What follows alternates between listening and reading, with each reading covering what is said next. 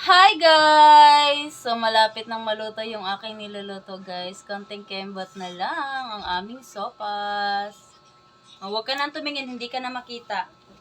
Konting kembot na lang guys at maluluto na yung aming sopas. Chi mataob yan. Ano Chi? Mataob yan. Huwag ka dyan sa lamesa. So ito yung aming sahog guys. Hot dog. With ano tawag nito? Sopas. Carrots. Sopas. Ito yung aming sahog, guys.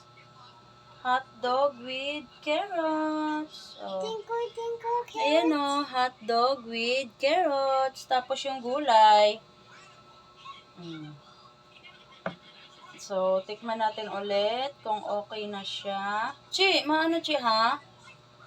Titikman natin ulit ang ating sopas. Wow. Kain ka nito, Chi? Opo. Is this your favorite? Yes. Gusto ko yung gulay. Ay, believe talaga ako sa bata na to guys at mahilig siya sa gulay. Hindi ka guys sa ibang bata dyan. Siya talaga is mahilig sa gulay. So, wait lang guys. So guys, ilalagay na natin yung gulay. Yan. Pak.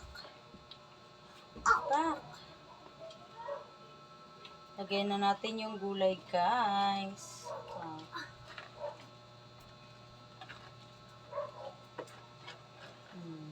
Simutin natin yung gulay kasi sayang.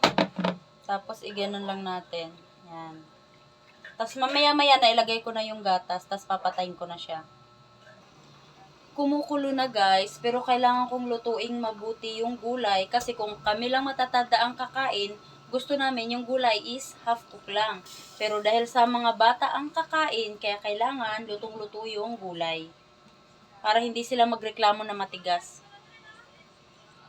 So, habang nakulo siya, guys, lalagyan ko na siya ng gatas, guys. Uy. Lalagyan ko na siya ng gatas. Tapos, papatayin ko na siya. Patayin na natin siya. Yan. Okay. Damihan natin ng gatas para sumarap. Tadang! Okay na, guys. Okay na ang aming sopas. O, takpan lang muna natin siya. Okay na! Kakain na!